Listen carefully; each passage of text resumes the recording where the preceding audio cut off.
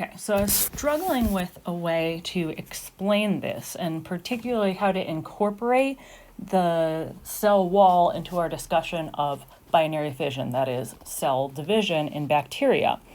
And I want to describe it like this. Imagine that you have a chain link fence around your yard. Okay, so we have this, and we know that when we look at this chain link fence from the side, it's going to look more like something like this, right? And this view is just seeing it from the top. And what if you wanted to divide your yard into two different spaces? What if you had, I don't know, you had a new dog and you wanted to be able to separate your dogs? So if you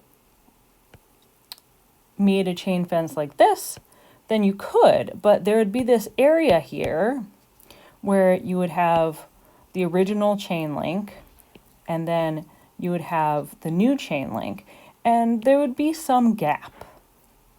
And that might be okay for a chain link fence, but it's certainly not okay for a cell wall, because we need it to be completely airtight, watertight, everything tight.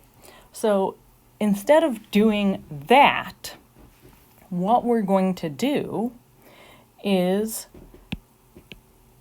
we're going to, in fact, cut the original chain link. We need to break that chain link fence. So let's look at it from the side again.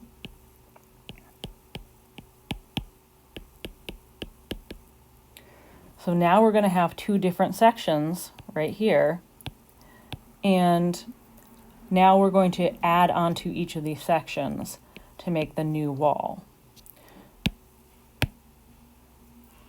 So let's see. So what we're doing here is the original was this, and then we are going to make a small place where we've cut the chain link fence.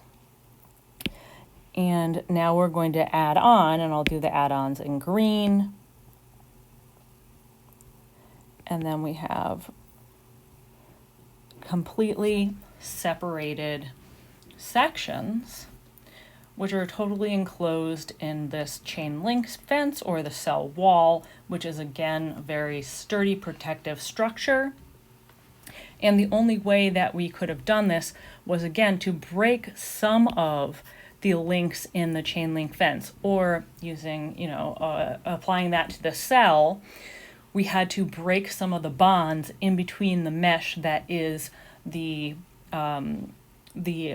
complex structure of the bacterial cell wall with the peptidoglycan. And so we've broken some bonds there in some places to make a complete gap in the wall, and then instead of fixing that gap, we are adding a new section of cell wall to each side of the new cell, as we see here. And as I mentioned, the protein FTSC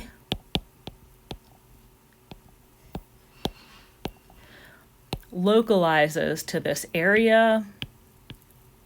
So it's actually here before you get this divide. And FTSZ is the protein which really tells the other proteins and enzymes that, hey, we need to start building cell wall here and also breaking cell wall here. So I'll just say we need to modify